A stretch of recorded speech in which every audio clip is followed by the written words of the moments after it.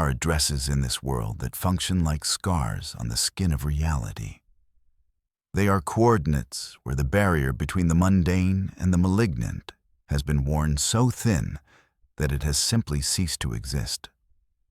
We often dismiss ghost stories as folklore, as cautionary tales spun around campfires to keep children from wandering into the dark.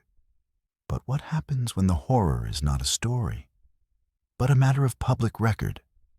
What happens when the monsters are documented in police files, court transcripts, and the terrified testimony of a family that barely escaped with their lives? You are listening to Nocturnal Ledger, and today we are opening the file on the most controversial, documented, and terrifying haunting in American history. We are traveling to Long Island, New York, to a house that became a character in its own right. A house that breathes. This is the true story of 112 Ocean Avenue, the Amityville horror. To understand the nightmare that George and Kathy Lutz walked into, we must first examine the blood that soaked the floorboards before they ever signed the deed. The horror did not begin with a ghost. It began with a rifle. On the evening of November 13, 1974, the quiet, affluent village of Amityville was shattered by a crime so visceral it seemed to defy the logic of human behavior.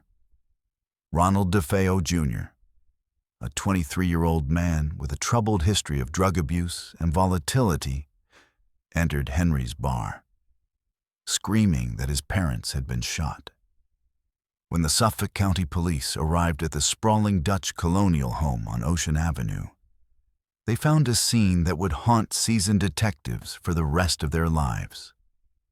6 bodies lay in their beds. Ronald DeFeo Sr., his wife Louise, and their 4 children, Dawn, Allison, Mark, and John Matthew. They had all been executed with a .35 Marlin lever-action rifle. But it was not just the death that disturbed the investigators. It was the eerie, impossible stillness of the scene. All 6 victims were found lying face down on their stomachs. There were no signs of a struggle, no defensive wounds. No one had fled their rooms. No one had hidden in a closet. The police were baffled. A .35 Marlin is a high-powered firearm. Its report is thunderous, capable of being heard blocks away. Yet, no neighbors reported hearing gunshots. More terrifyingly, forensic toxicology reports revealed no sedatives in the victims' systems. Why did an entire family lie still while a gunman moved from room to room, firing 8 separate shots? Ronald DeFeo Jr. would eventually confess, claiming that voices in the house had commanded him to kill. He told detectives that once he started, he could not stop, that the gun was moving faster than his hands. While the court sentenced him to 6 concurrent sentences of 25 years to life, the question remained: how did one man methodically execute 6 people without waking a single one of them? It was as if a heavy, supernatural blanket had been thrown over the house, suppressing the sound and paralyzing the victims in their sleep. This was the atmosphere, thick with unresolved trauma and inexplicable silence, that the Lutz family bought for $80,000 just 13 months later. It was December 18, 1975. George Lutz, a former Marine and Land Surveyor, and his wife Kathy, along with their 3 children, Daniel, Christopher, and Missy, moved into their dream home. They knew about the murders. The real estate broker had been legally obligated to disclose the history. But the Lutzes were pragmatic people. They were not superstitious. They saw a 4,000-square-foot waterfront property, complete with a boathouse and a heated swimming pool, selling for a fraction of its market value. They believed that the past was the past.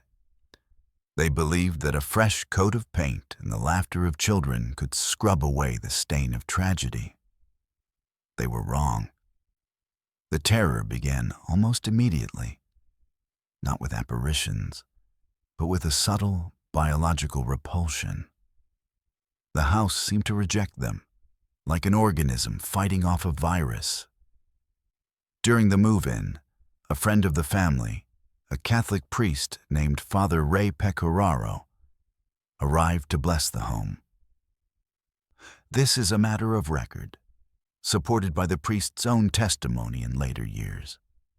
As Father Ray flicked holy water in the sewing room, a room that had been the bedroom of the two murdered DeFeo boys, he heard a sharp masculine voice growl a single command right into his ear. "Get out!" The priest felt a phantom slap across his face, a physical force that nearly knocked him off balance. He left the house shaken, his car later stalling, and the windshield wipers flying off as if the vehicle itself was being assaulted by an unseen force. He warned George Lutz, "Do not use the room upstairs." But he never told them why. In the days that followed, the psychological disintegration of the family began. George Lutz, a man known for his discipline and work ethic, stopped going to his business. He began to spend his days sitting by the fireplace, staring into the flames, consumed by a lethargy he could not shake. He reported feeling a constant, biting chill that no amount of heating oil could dispel. The family thermostat was cranked up to 80 degrees, yet the temperature inside the house hovered around chilly 50 degrees. Cold spots moved through the hallways like sentient pockets of air. George began to change physically. He stopped bathing. He grew a beard. His eyes took on a haunted, distant look. He began waking up every single night at exactly 3:15 a.m. At first, he didn't understand the significance. He would wake with a start, his heart hammering, and wander down to the boathouse to check the doors. It was only later that he learned that 3:15 a.m. was the estimated time the DeFeo coroner determined the murders had taken place.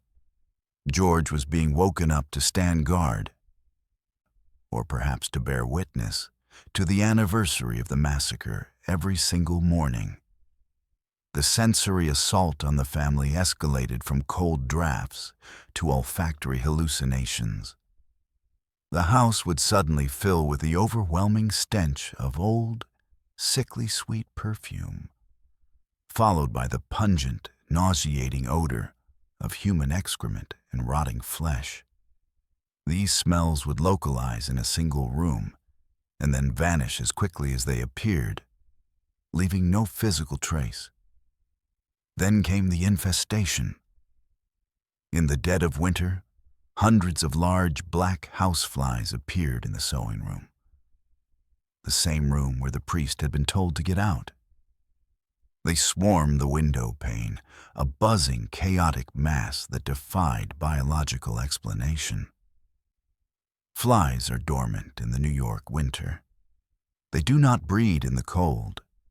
Yet, George would kill them by the hundreds, rolling up newspapers to smash them against the glass, only to return minutes later to find the swarm replenished, buzzing with a malign vitality. The children were not spared. 5-year-old Missy began talking to an imaginary friend she called Jodie. At first, Kathy thought it was a coping mechanism, a child's way of adjusting to a new home. But the details Missy provided were chilling. She described Jodie as a pig, but one that could stand on 2 legs. She said Jodie lived in the walls. One evening, George and Kathy looked out into the yard and saw 2 glowing red eyes staring back at them from the darkness near the boathouse. They were too high off the ground to be a dog or a cat. When George ran outside to investigate, he found cloven hoof prints in the snow. They led away from the house, then stopped abruptly. as if the creature had simply launched itself into the air. As the 28 days progressed, the phenomena became more violent. Doors would slam shut in unison, the sound echoing like gunshots through the hallways. The banister in the hallway was ripped from its moorings. Kathy Lutz reported being touched by unseen hands. She would wake up with red welts on her skin, as if she had been burned. On one particularly terrifying occasion, she was in the kitchen when she felt a pair of arms wrap around her waist from behind. Thinking it was George, she leaned back, only to feel the grip tighten painfully. When she looked down, there was no one there. The embrace was invisible, crushing, and undeniably real. Scientific skepticism is a necessary tool when analyzing the paranormal. We must ask, could this have been mass hysteria? Could the financial pressure of a new mortgage and the history of the house have caused a collective psychological breakdown? Dr. Stephen Kaplan, a parapsychologist who later feuded with the Lutzes, argued that the story was a fabrication, a hoax concocted over bottles of wine to make money. He pointed to discrepancies in the timeline and the lack of physical evidence for some of the more outlandish claims made in later book adaptations. However, dismissing the Amityville horror as a pure hoax ignores the verified police reports and the testimony of those who were not looking for fame. When the Lutzes fled the house on January 14, 1976, they left everything behind. They did not pack suitcases. They did not take family heirlooms. They ran. They abandoned their clothes, their food in the refrigerator, and their furniture. This is not the behavior of people concocting a story. This is the behavior of refugees fleeing a war zone. People who are lying usually take their jewelry. The Lutzes took nothing but their lives. After they fled, the house became a magnet for investigators. The most famous of these were Id and Lorraine Warren, the demonologists whose case files have inspired modern horror cinema. The Warrens entered 112 Ocean Avenue in early 1976, accompanied by a team of reporters from Channel 5 News and a professor from Duke University. Their findings were deeply disturbing. Lorraine Warren, a trance medium, reported an overwhelming sense of depression and doom the moment she crossed the threshold. She claimed to see the spirits of the DeFeo children and a darker, inhuman presence that she believed was demonic in nature. During their investigation, the team captured a photograph that remains one of the most debated pieces of paranormal evidence in history. The camera was set up on the second-floor landing, equipped with infrared film and an automatic timer to take pictures throughout the night. The house was empty of children. The Lutz kids were miles away. Yet, when the film was developed, one frame clearly showed a small boy peering out from a bedroom doorway. The figure has glowing eyes. He looks remarkably like John Matthew DeFeo, the youngest victim of the massacre. Skeptics claim it was a member of the investigation team kneeling down. But the team members insisted no one was in that room, and the physiology of the face in the photo does not match an adult human.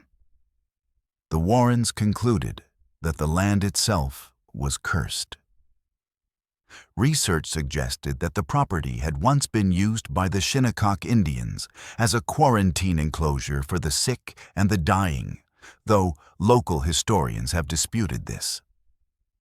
Others pointed to a man named John Ketchum, a figure from the 17th century who had lived on the land and was rumored to practice black magic.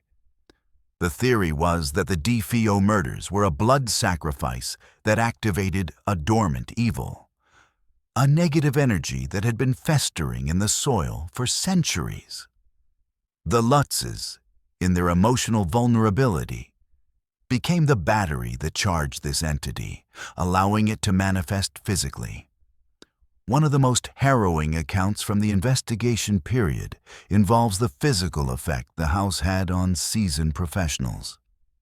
A reporter from the news team complained of heart palpitations and extreme dizziness while on the property. Mary Pasquarella, the director of the Psychical Research Group, became so physically ill she had to be carried out of the house. She reported feeling as if the air was being sucked out of her lungs.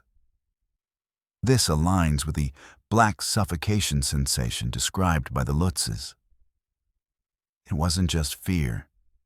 It was a physiological reaction to an environment that was hostile to human life.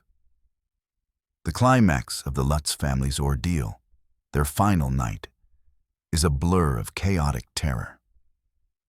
The accounts describe a storm that raged outside, mirroring the turmoil inside. George describes seeing the walls bleeding a green, gelatinous substance. The temperature plummeted.